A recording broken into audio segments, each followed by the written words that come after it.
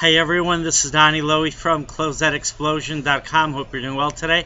I'd like to give you some tips on how to sell wholesale products at New York street fairs. New York street fairs are those outdoor festivals that you see. They'll close off an avenue or a street, and then they'll have a lot of vendors set up. Sometimes there'll be a theme. It could be a religious theme. It could be a cultural theme, or sometimes it's just a periodic sale that takes place.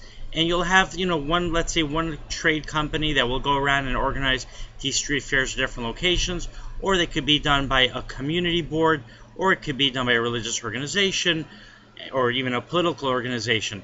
Now, when you go to these street fairs, you want to buy wholesale products that are going to be suitable for the audience that you're selling to. So if you are going to be setting up at a street fair in a very high-end area, then you want to look for high-end products. Now, of course, you want to get products at a really good deal, but have in mind that over there, people are going to be looking for more expensive items. Of course, when they go to a street fair, the expectation is that they're going to get a very good deal for those items, right? But at a very high-end location, you're going to want to focus on higher-priced products. If you go to a street fair that's being held at a more middle-class market, then you're going to want products that are priced accordingly to that market. Now, everybody wants a good deal.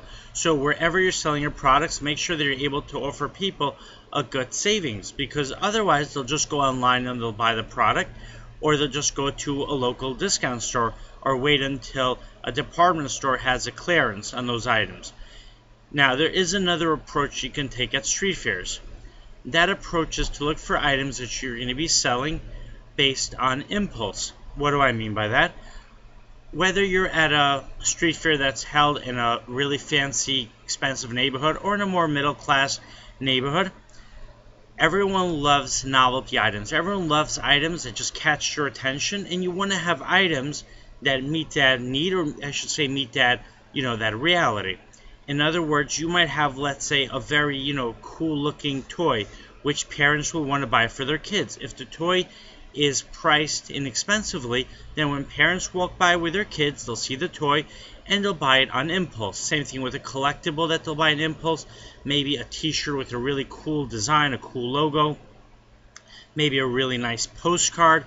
You want to have items that people will buy based on impulse. Now, another thing that you want to do is you want to have items that are very unique. If you have a unique wholesale item, then people cannot necessarily buy it somewhere else, or they cannot easily find it somewhere else, and then they're going to buy it from you not based on the price, but based on the uniqueness of the item, and of course, if the uniqueness of that item appeals to them.